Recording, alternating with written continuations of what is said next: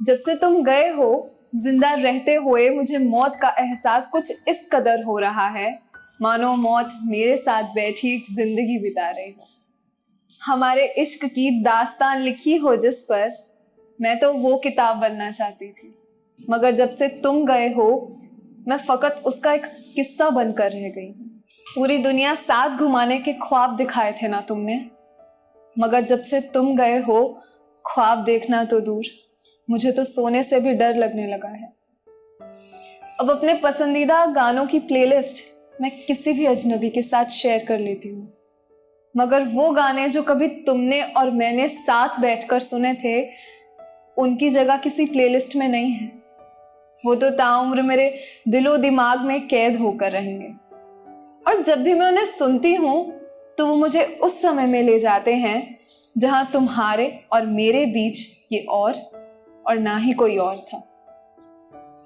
तुम्हें याद है वो घड़ी जो तुमने मुझे तोहफे में दी थी? उस घड़ी ने मुझे मेरी जिंदगी के बहुत से हसीन पल दिखाए हैं, मगर जब से तुम गए हो वो घड़ी मुझे कुछ अजीब से वक्त दिखाने लगी है। मैंने खुद को पहचानना बंद कर दिया है जब से तुम गए हो, क्योंकि आईने में खड़ी वो लड़की जिसकी आंखों में अब तुम्हारा चेहरा नहीं दिखता, जिसके होठों पर एक नकली सी मुस्कुराहट रहती है, वो लड़की जो तुम्हें बेवफाई की बाजी जिताकर खुद जिंदगी से हार गई हो, वो लड़की मैं नहीं हो सकती, वो कोई और है। तुम तो जानते ही थे मुझे अंधेरे से कितना खौफ आता था, मगर जब से तुम गए हो मैं अपने कमरे के किसी भी कोने में रोशनी का आना पसंद नहीं करती। मुझे डर रहता है कि अगर वो रोशनी तुम्हारी सिमटी हुई यादों पर जा गिरी तो मैं फिर से बिखर जाऊंगी।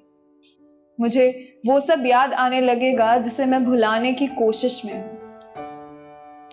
जिंदगी से तो और भी रंजिशें रहने लगी हैं मुझे जब से तुम गए हो, मगर मेरी ये रंजिशें, मेरे गम, मेरी बेजारी मैं किसी के सामने जाहिर नहीं करती, बस अब लिख लेती हूँ।